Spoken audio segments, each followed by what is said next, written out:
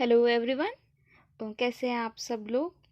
जैसे कि आपको मोशन का थोड़ा सा मैंने आपको बताया था, कॉन्सेप्ट दिया था, जिसमें हमने पढ़ा था मोशन, रेस्ट, पॉइंट ऑब्जेक्ट के बारे में, डिस्टेंस, डिस्प्लेसमेंट के बारे में, स्केलर एंड वेक्टर क्वांटिटीज़ के बारे में, स्पीड में। ये अभी तक था जो हमने मोशन में पढ़ा था। आज हम उसी सीरीज़ को कंटिन्यू करते हुए लास्ट टाइम जो हमने जहाँ तक ख़त्म किया था, दैट इज़ स्पीड, उसके आगे से कंटिन्यू करेंगे। ठीक है। सो आज हम देखेंगे वेलोसिटी के बारे में। अब वेलोसिटी क्या होती है? जब स्पीड में हमने देखा था कि वो डिस्टेंस अपॉन टाइम होती है, ठीक है। और स्पीड जो होती है हमारी, जो होती है वो स्केलर क्वांटिटी होती है, उसकी कोई पर्टिकुलर डायरेक्शन नहीं होती, ठीक है। और अगर हम अगर हम वेलोसिटी की बात करें, अगर हम स्पीड में अगर हम डायरेक्शन भी डाल दें तो it's a kind of velocity, ठीक है। सिर्फ फॉर अंडरस्टैंडिंग में बता रही हूँ कि अगर हम स्पीड में उसको डायरेक्शन भी दे दें, ठीक है, तो वो हमारा क्या बन जाएगा? वेलोसिटी बन जाएगा। सो वेलोसिटी क्या होता है? Rate of change of position of an object with time in a given direction. यहाँ पे क्या होती है? एक पर्टिकुलर डायरेक्शन की बात करते हैं हम वेलोसिटी में, और वेलोसिटी का फॉर्मूला होता है डिस्प्लेसमेंट अपॉन टाइम, ठीक है। बेसिकली हमारी एक स्पीड होती, मीन कह सकते हैं लेमन लैंग्वेज में, ठीक है, हम कह सकते हैं कि हमारी एक तरह की स्पीड होती है जिसमें एक पर्टिकुलर डायरेक्शन भी होती है, ठीक है। बट इसका फॉर्मूला होता है डिस्प्लेसमेंट अपॉन टाइम, ठीक है। अब अगर इसका फॉर्मूला डिस्प्लेसमेंट अपॉन टाइम है तो इसकी जो एसआई यूनिट है वो बन जाएगी मीटर पर सेकेंड, ठीक है, क्योंकि डिस्प्लेसमेंट का आ जाएगा हमारा मीटर और टाइम का आ जाएगा सेकेंड। सो एसआई यूनिट हो जाएगी हमारी मीटर पर सेकेंड, और सीजीएस यूनिट में हो जाएगा ये हमारा सेंटीमीटर पर सेकेंड, राइट। अब डेफिनेशन में यहाँ पे लिखा हुआ है rate of change of position of an object in a given time in a given direction. जब डायरेक्शन की बात आ गई तो इट मीन्स हमारी वो क्वांटिटी कौन सी हो जाएगी? वेक्टर। और लास्ट लेक्चर में मैंने आपको बताया था कि जो भी हमारी वेक्टर क्वांटिटीज होती हैं वो पॉजिटिव भी होती है, नेगेटिव भी होती हैं और ज़ीरो भी होती है, ठीक है। नेगेटिव क्यों होती है? क्योंकि यहाँ पे एक पर्टिकुलर डायरेक्शन की बात हो जाती है, और अगर हम उस पर्टिकुलर डायरेक्शन से ऑपोजिट मूव करें या जाएं, ठीक है, तो वो हमारी चीज़ क्या हो जाएगी? नेगेटिव। यहाँ पे वेलोसिटी नेगेटिव कैसे हो जाएगी? क्योंकि हमने देखा है कि जो वेलोसिटी है वो है डिस्प्लेसमेंट अपॉन टाइम। और लास्ट लेक्चर में हमने देखा था कि किस तरह से डिस्प्लेसमेंट जो है वो नेगेटिव भी होती है। तो अगर डिस्प्लेसमेंट की कोई वैल्यू नेगेटिव होगी, टाइम जो है वो पॉजिटिव वैल्यू होगी, तो जो इसका आंसर होगा दैट इज वेलोसिटी, उसकी वैल्यू भी नेगेटिव होगी। सो इन दैट केस जो हमारी वेलोसिटी होती है नेगेटिव होती है जब डिस्प्लेसमेंट हमारी नेगेटिव हो, ठीक है। सो ये सब था वेलोसिटी के बारे में। Next comes the types of velocity. पहली तरह की वेलोसिटी होती है यूनिफॉर्म वेलोसिटी। यूनिफॉर्म, जैसे हमने यूनिफॉर्म स्पीड में पढ़ा था कि यूनिफॉर्म स्पीड क्या होती है? जिसमें हम इक्वल डिस्टेंस कवर करते हैं, इक्वल इंटरवल ऑफ टाइम। अब यूनिफॉर्म वेलोसिटी क्या हो जाएगा? यहाँ पे हम डिस्टेंस की बात नहीं करते, हम यहाँ पे डिस्प्लेसमेंट की बात करते हैं, ठीक है। और डिस्टेंस क्या होता है, डिस्प्लेसमेंट क्या होता है, ये हम लास्ट लेक्चर में देख चुके हैं। जिन्होंने लास्ट लेक्चर नहीं देखा, please go through that lecture so that you will get the concept of what is distance and displacement क्या होता है, ठीक है।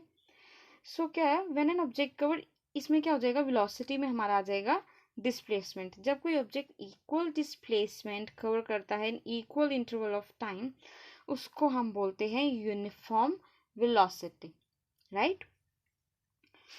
अब नेक्स्ट आता है हमारा नॉन यूनिफॉर्म वेलोसिटी, जिसको हम वेरिएबल वेलोसिटी भी बोलते हैं, ठीक है।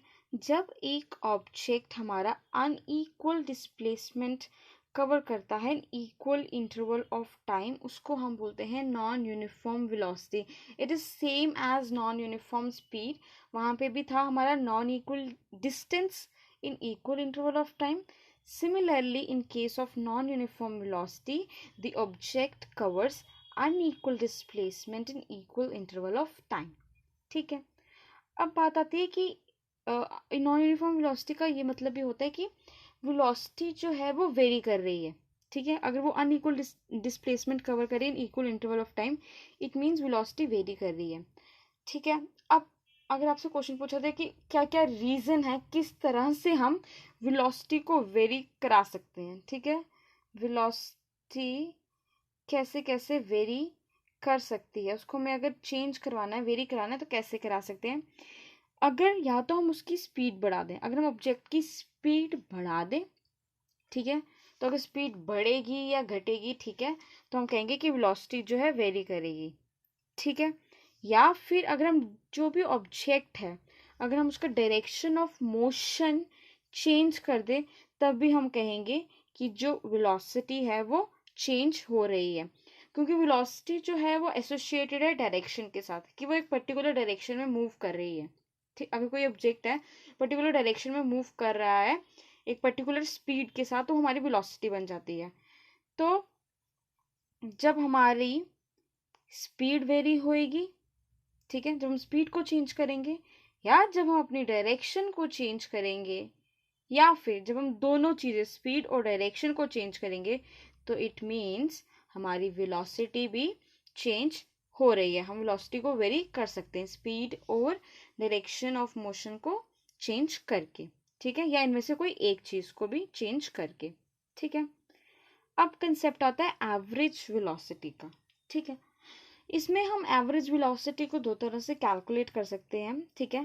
पहला केस लेते हैं कि अगर जो ऑब्जेक्ट है उसकी वेलोसिटी कांस्टेंट है, ठीक है, अगर वो कांस्टेंट वेलोसिटी से चल रहा है, तो हमारा एवरेज वेलोसिटी कैलकुलेट करने का फॉर्मूला बन जाएगा कि, क्योंकि उसकी वेलोसिटी जो है वो तो सेम रह रही है, कांस्टेंट रह रही है, चेंज नहीं हो रही है, तो उस केस में हम देखेंगे उसकी उसकी डिस्प्लेसमेंट कितनी हुई है, ठीक है, और उसने टोटल टाइम कितना लिया है उस डिस्प्लेसमेंट को कवर करने में, ठीक है। ये हो जाता है कि जब वेलोसिटी कांस्टेंट है, ठीक है। इसको हम अभी एग्जांपल से समझेंगे, ठीक है। नेक्स्ट केस बोलता है कि जब वेलोसिटी चेंज हो रही है, ठीक है, जब वेलोसिटी स्टार्टिंग में कुछ और है, फाइनल वेलोसिटी कुछ और है, ठीक है। यहाँ पे क्वेश्चन में आपसे डिस्प्लेसमेंट की बात नहीं की गई होगी, यहाँ पे इनिशियल वेलोसिटी और फाइनल वेलोसिटी की बात की होगी। सो इन दैट केस, जब आपको क्वेश्चन में इनिशियल वेलोसिटी और फाइनल वेलोसिटी दी जाए और आपसे पूछा जाए कि calculate the average velocity, so in that case the formula of average velocity is initial velocity plus final velocity divided by 2। तो ये हमें फॉर्मूला देगा एवरेज वेलोसिटी की वैल्यू। इसको एक एग्जाम्पल से समझते हैं। फॉर एग्जाम्पल, एक ऑब्जेक्ट है जो ए पॉइंट से स्टार्ट कर रहा है, ठीक है, और वो बी तक जाता है, ठीक है, और ये डिस्टेंस है 18 मीटर, और वो 18 मीटर को कवर करता है सपोज इन 2 सेकेंड्स, ठीक है। देन वो बी से 6 मीटर 12 मीटर कह लो, 12 मीटर वापस आता है, ठीक है, और अब क्या है, यहाँ तक आया, 12 मीटर उसने कवर किया इन 1 सेकेंड सपोज, ठीक है, 12 मीटर उसने कवर किया 1 सेकेंड में।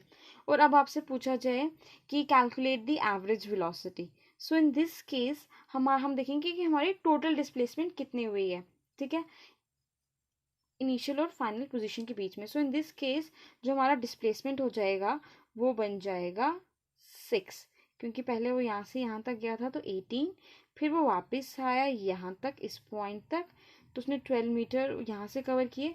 सो ये इनिशियल पोजीशन है, ये फाइनल पोजीशन है, और इनिशियल एंड फाइनल पोजीशन के बीच में डिस्प्लेसमेंट है हमारी 6, ठीक है।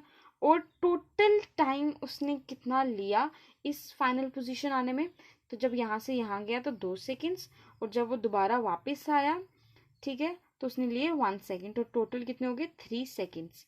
तो हमारी एवरेज वेलोसिटी हो गई 2 मीटर पर सेकेंड, ही होगी हमारी एवरेज वेलोसिटी। ये तब उस केस में जब हमारी वेलोसिटी जो है कांस्टेंट है। अब हम केस लेते हैं कि जब वेलोसिटी जो है कांस्टेंट हमारी नहीं है, ठीक है। सो हम देखते हैं कि एक कार मूव कर रही है और उसकी इनिशियल वेलोसिटी है 10 मीटर पर सेकेंड, ठीक है। आफ्टर सम टाइम, और you can say after 5 seconds, ठीक है, जो उसकी फाइनल वेलोसिटी हो जाती है वो हो रही है 20 मीटर पर second. Now calculate the average velocity. So in this case average velocity कैसे कैलकुलेट करेंगे, क्योंकि यहाँ पे जो वेलोसिटी है वेरी कर रही है, ठीक है, चेंज हो रही है। सो यहाँ पे इसको कैलकुलेट करने का तरीका होएगा, एवरेज वेलोसिटी को कैसे कैलकुलेट करेंगे, initial velocity plus final velocity upon 2, that is 10 plus 20/2, और इसका आंसर हमारा हो जाएगा 15 मीटर पर second is our average velocity, ठीक है। सो मैंने आपको बता दिया कि किस तरह से हम इसको कैलकुलेट करते हैं। सो डिपेंडिंग कि पेपर में आपसे क्वेश्चन में क्या पूछा जा रहा है, इनिशियल एंड फाइनल वेलोसिटी देके आपसे कह रहे हैं कि एवरेज वेलोसिटी कैलकुलेट करो, या फिर उन्होंने डिस्प्लेसमेंट की वैल्यूज देके या फिर कितना वो किया, वो आपको कैलकुलेट करना पड़ेगा कि इनिशियल टू फाइनल जाने में डिस्प्लेसमेंट कितनी लग रही है, वो कैलकुलेट करके कितनी देर में टोटल टाइम लेके, तो फिर आपको उस हिसाब से एवरेज वेलोसिटी कैलकुलेट करनी होगी। सो इस दो तरीकों से एवरेज वेलोसिटी हम निकाल सकते हैं। Next comes the instantaneous velocity. जैसे हमने स्पीड में पढ़ा था कि इंस्टेंटेनियस स्पीड होती है पर्टिकुलर इंस्टेंट पे कि क्या स्पीड है उसकी, पर्टिकुलर इंस्टेंट ऑफ टाइम में सॉरी क्या स्पीड है उस पर्टिकुलर ऑब्जेक्ट की।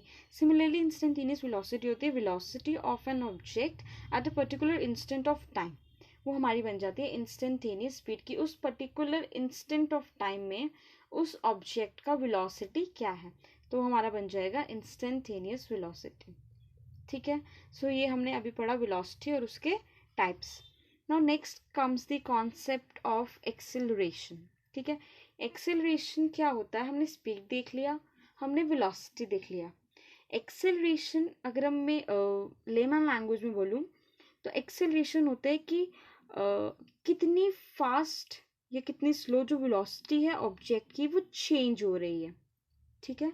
इसका मतलब होता है एक्सेलरेशन का कि जो वेलोसिटी है, जो वेलोसिटी चेंज हो रही है किसी ऑब्जेक्ट की, वो कितनी तेजी से हो रही है, कितनी तेजी से कोई ऑब्जेक्ट जो है अपनी वेलोसिटी चेंज कर रहा है, उसको एक्सेलरेशन बोलते हैं, ठीक है। अब मैंने एक टर्म यूज की कि कितनी तेजी से एक ऑब्जेक्ट जो है अपनी वेलोसिटी चेंज कर रहा है, वो एक्सेलरेशन है।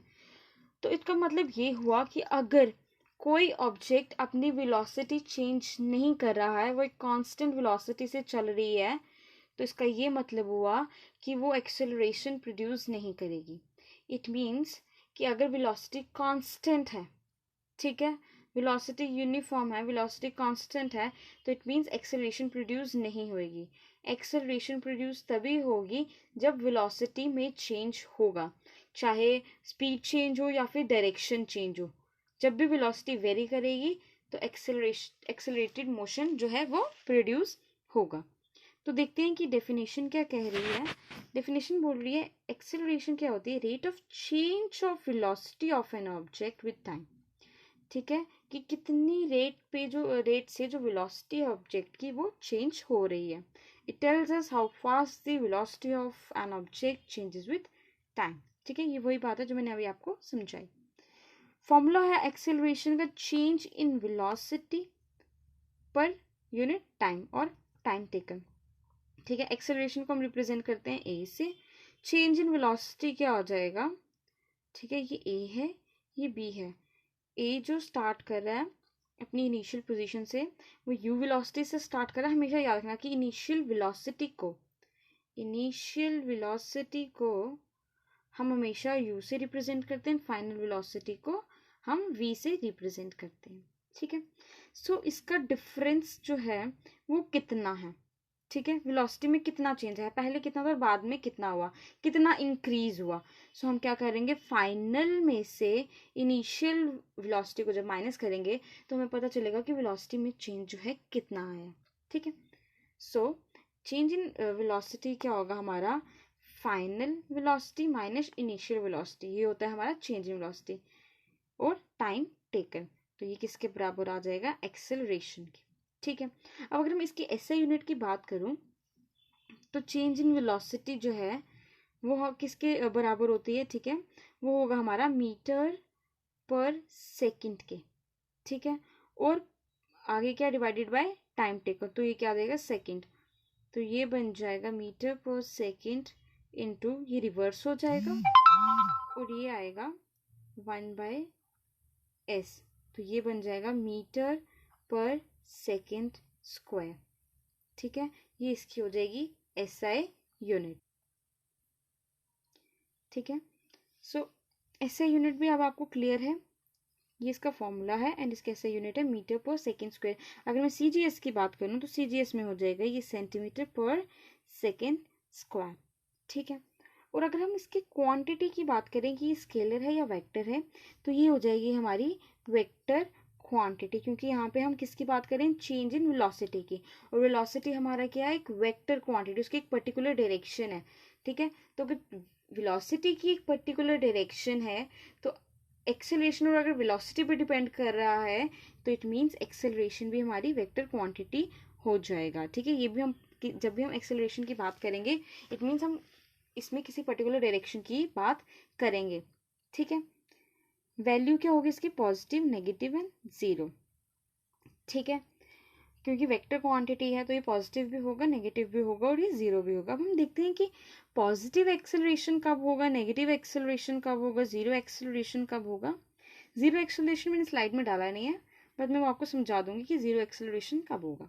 ठीक है, पॉजिटिव एक्सेलरेशन तब होता है जब एक्सेलरेशन जो है सेम डायरेक्शन में हो एज दैट ऑफ वेलोसिटी। ठीक है, जब भी वेलोसिटी की डायरेक्शन में ही एक्सेलरेशन होगा तो उसको हम बोलेंगे पॉजिटिव एक्सेलरेशन। अगर लेमैन लैंग्वेज में हम इसकी बात करें तो सिंपल फॉर अंडरस्टैंडिंग आप सिर्फ इतना समझो, पॉजिटिव एक्सेलरेशन तब होता है जब हमने यहाँ पे देखा कि वेलोसिटी चेंज हो रही है। ठीक है, अब जब वेलोसिटी ऑफ ऑब्जेक्ट इंक्रीज करेगी, ठीक है, क्योंकि वेलोसिटी चेंज हो रही है, वेलोसिटी चेंज का मतलब वेलोसिटी इंक्रीज भी हो सकती है, वेलोसिटी डिक्रीज भी हो सकती है। ठीक है, तो हमने क्या करना है, चेंज हो रही है तो वो इंक्रीज भी हो सकती है, डिक्रीज भी हो सकती है, और अगर वेलोसिटी टाइम के साथ इंक्रीज हो रही है, ठीक है, अगर वो टाइम के साथ इंक्रीज हो रही है तो वो बन जाएगी हमारी पॉजिटिव एक्सेलरेशन। ठीक है, फॉर एग्जाम्पल हम समझते हैं ये एक ऑब्जेक्ट है ए, एक ऑब्जेक्ट है वो ए पोजिशन स्टार्ट कर रहा है और बी पे जा रहा है। ऑब्जेक्ट ने स्टार्ट किया मूव करना 5 मीटर पर सेकेंड से। ठीक है, और टाइम के साथ उसकी वेलोसिटी है वो इंक्रीज हो रही है और वो पहुंच गया 10 मीटर पर सेकेंड में। ठीक है, इन 2 सेकेंड्स। ठीक है, हमने क्या देखा, वेलोसिटी ऑफ ऑब्जेक्ट जो है चेंज हो रही है, चेंज मीन्स इंक्रीज हो रही है, तो जब वेलोसिटी टाइम के साथ इंक्रीज होती है तो वो पॉजिटिव होती है। इस केस में वेलोसिटी जो है टाइम के साथ क्या हो रही है, इंक्रीज हो रही है, और कितना इंक्रीज हुआ है, फाइनल वेलोसिटी क्या है हमारी 10, इनिशियल है 5 डिवाइडेड बाय 2, तो इसका आ जाएगा 5/2 इक्वल्स टू 2.5 मीटर पर सेकेंड स्क्वायर। ये हमारी क्या हो गई, एक्सेलरेशन। और ये पॉजिटिव एक्सेलरेशन क्यों थी, क्योंकि टाइम के साथ हमने देखा कि वो 5 to 10 पहुंच गई थी, टाइम के साथ वेलोसिटी इंक्रीज हो गई थी, इसलिए पॉजिटिव थी। इस केस में हमने देखा कि जो वैल्यू है v की वो ग्रेटर है u से, मीन्स जो फाइनल वेलोसिटी थी दैट इज जो हमने 10 ली थी वो ज़्यादा थी इनिशियल से, तभी तो जब हम v माइनस यू करेंगे तो वो पॉजिटिव तभी आएगा जब v की वैल्यू बड़ी होगी। तो मीन्स फाइनल वेलोसिटी क्या हो रही है, बढ़ रही है, मीन्स वेलोसिटी चेंज जो है वो किस तरह से है, पॉजिटिव सेंस में। क्यों, क्योंकि वेलोसिटी स्टार्टिंग टू एंड तक जाने तक इंक्रीज हो रही है। On the other hand negative velocity कब होगा, जब वेलोसिटी ऑफ ऑब्जेक्ट डिक्रीज करेगा टाइम के साथ। फॉर एग्जांपल जो ऑब्जेक्ट है ए से स्टार्ट कर रहा है बी तक जा रहा है, उसकी इनिशियल वेलोसिटी थी 15 मीटर पर सेकेंड और अब उसकी हो गई है 8 मीटर पर सेकेंड। ठीक है, तो टाइम के साथ साथ क्या हुआ कि जो वेलोसिटी ऑफ ऑब्जेक्ट है वो डिक्रीज हुई। ठीक है, अब जब वो डिक्रीज हो गई तो हमारी नेगेटिव एक्सेलरेशन कैसे आएगी, फाइनल वेलोसिटी इस केस में क्या हो जाएगी 8। हमने छोटी बड़ी वैल्यू नहीं देखनी है कि बड़ी में से छोटी को माइनस करना है, ऐसा नहीं देखना है, हमने फाइनल में से इनिशियल को माइनस करना है।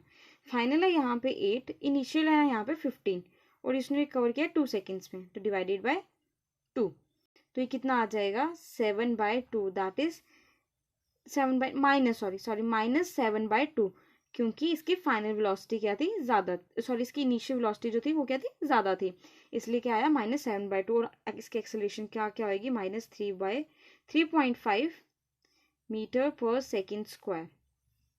ठीक है, तो इस केस में हमने क्या देखा कि यहाँ पे जो फाइनल वेलोसिटी थी वो कम थी इनिशियल वेलोसिटी से। जो मैंने यहाँ पे फाइनल वेलोसिटी ली थी 8 और इनिशियल वेलोसिटी ली थी 15।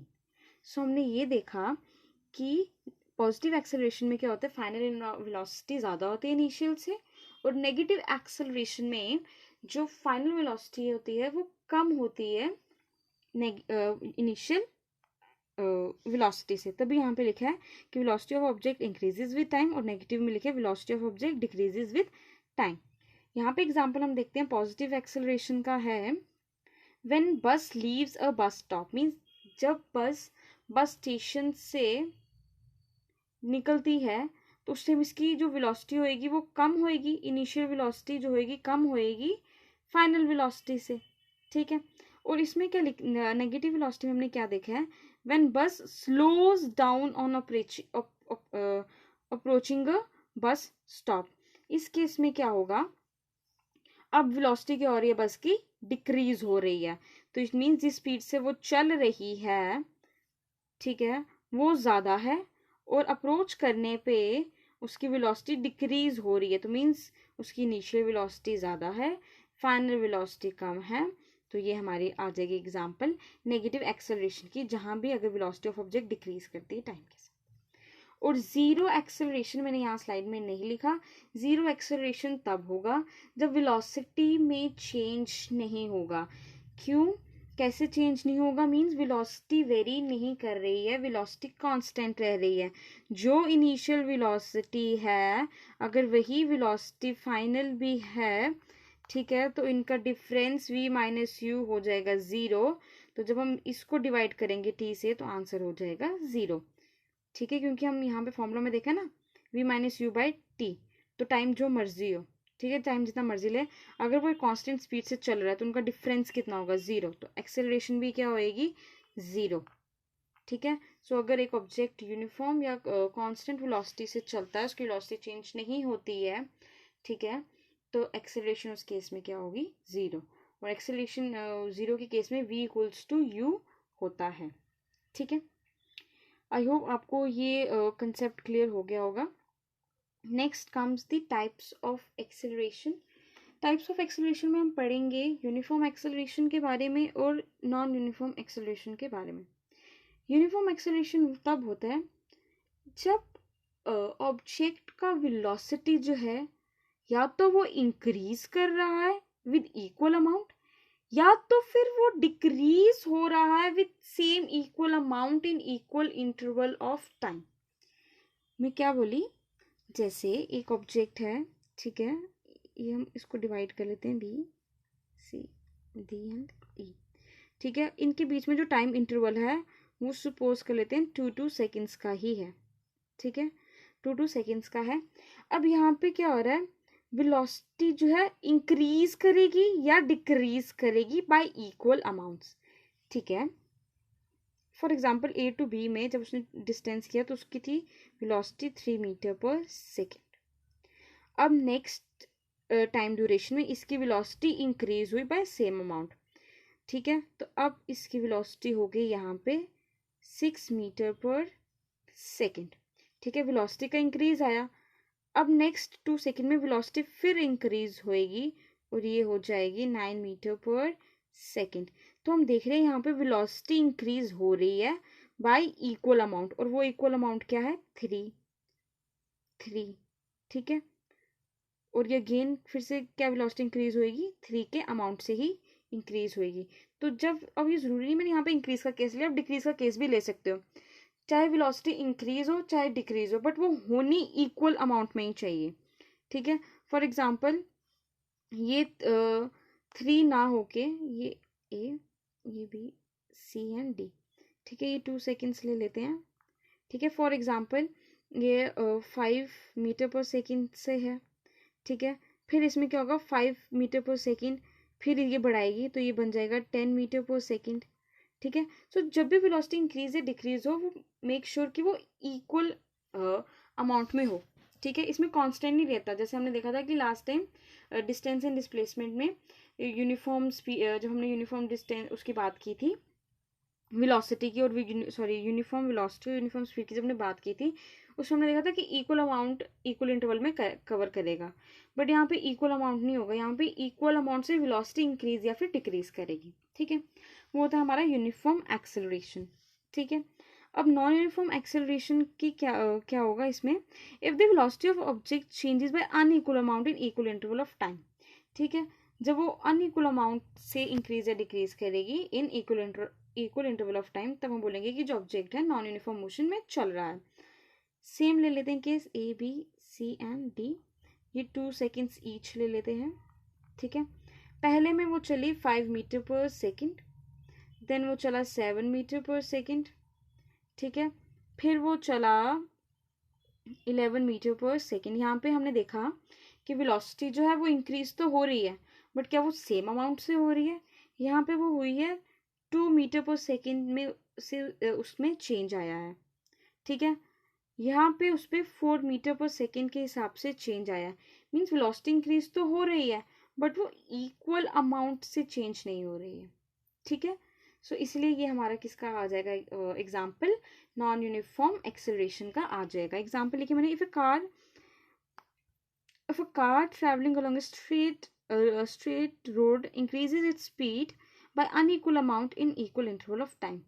ठीक है, तो हमारी किसकी एग्जाम्पल बन जाएगी, नॉन यूनिफॉर्म एक्सेलरेशन की। ठीक है, अब हमने वेलोसिटी देख लिया, एक्सेलरेशन देख लिया, अब हम आते हैं, जैसे लास्ट टाइम हमने डिस्टेंस टाइम ग्राफ देखा था इन केस ऑफ स्पीड, अब हम देखेंगे वेलोसिटी टाइम ग्राफ। ठीक है, वेलोसिटी टाइम ग्राफ देखेंगे। ठीक है, कि किस किस तरह से बनते हैं और कुछ केसेस देखेंगे। ठीक है, अब हम देखेंगे वेलोसिटी टाइम ग्राफ के बारे में। जैसे हमने लास्ट केस में देखा था, जब हमने डिस्टेंस टाइम ग्राफ किया था, तो डिस्टेंस टाइम ग्राफ हमने देखा था स्पीड के केस में। ठीक है, क्योंकि स्पीड क्या होता है, डिस्टेंस अपॉन टाइम। तो जब हम डिस्टेंस टाइम ग्राफ बनाते हैं, इट मीन्स कि उसका जो स्लोप है वो हमें क्या देते हैं, स्पीड के बारे में। आज हम देखेंगे वेलोसिटी टाइम ग्राफ। ठीक है, वेलोसिटी टाइम ग्राफ, और वेलोसिटी टाइम ग्राफ हमें किसके बारे में बताएगा, एक्सेलरेशन के बारे में बताएगा, क्योंकि एक्सेलरेशन का फॉर्मूला क्या होता है, change in velocity upon time. So जब हम वेलोसिटी और टाइम के बीच में जब भी कभी ग्राफ बनाते हैं, तो वो हमें किसके बारे में बताता है, एक्सेलरेशन के बारे में बताता है। ठीक है, इसमें हम 3-4 केसेस देखेंगे।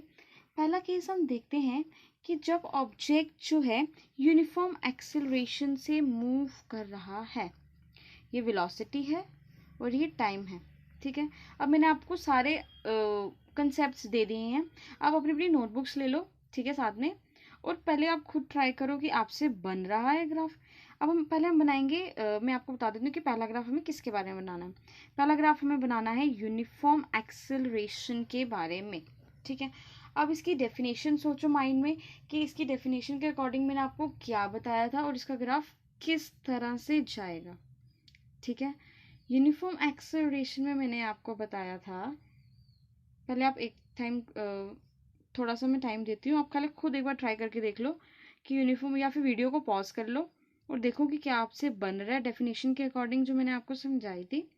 ठीक है, वीडियो को पॉज करके पहले आप ट्राई कर लो, फिर आप देख लेना कि आपका ग्राफ मैच हो रहा है।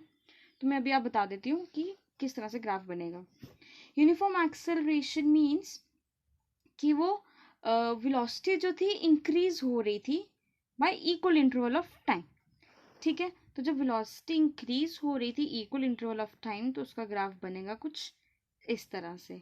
कैसे, यहाँ पे सपोज फर्स्ट 5 सेकेंड्स अगर हम ये पॉइंट लें, तो फर्स्ट 5 सेकेंड्स में सपोज जो ऑब्जेक्ट है उसने 5 मीटर पर सेकेंड से चला।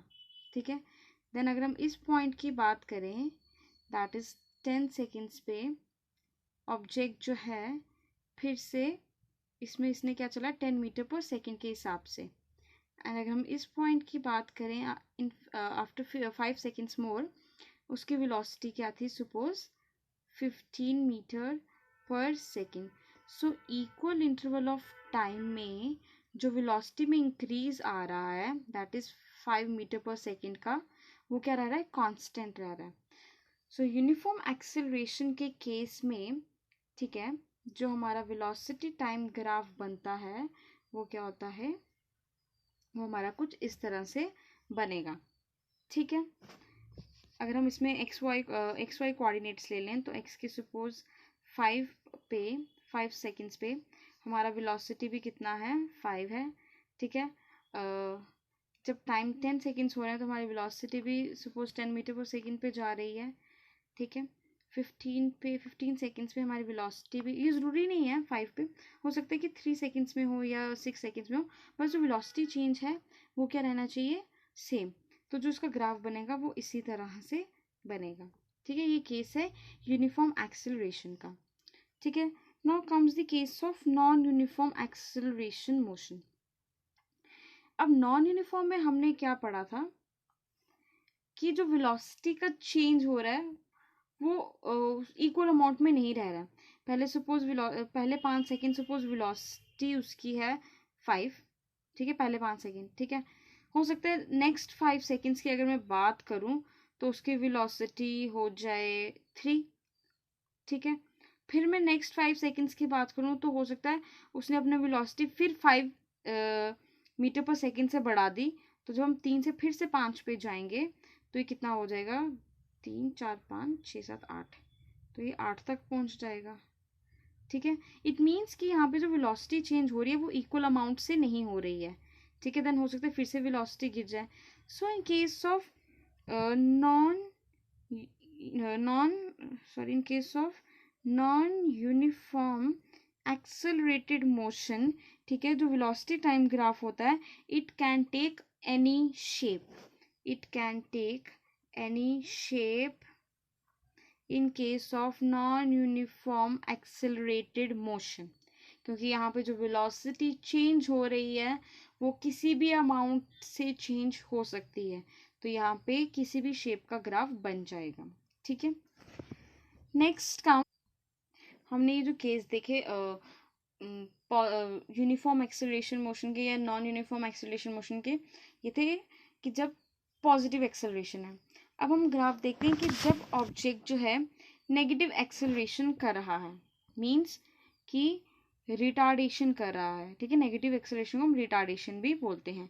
तो रिटार्डेशन कब होती है, जब वेलोसिटी ऑब्जेक्ट की डिक्रीज होने लगती है विद टाइम, तो उसको हम क्या बोलते हैं, रिटार्डेशन। तो जब वेलोसिटी डिक्रीज होने लगेगी विद टाइम तो उसका ग्राफ बनेगा कुछ इस तरह से। यहाँ पे ये ग्राफ हमें बता रहा है कि जो वेलोसिटी है टाइम के साथ डिक्रीज हो रही है। फॉर एग्जांपल अगर हम यहाँ 5 10 और ये 15, सो 5 पे सपोज वेलोसिटी थी हमारी 10 पे आके वेलोसिटी हमारी हो गई 7 और 15 पे आके हमारी वेलोसिटी 0 हो गई।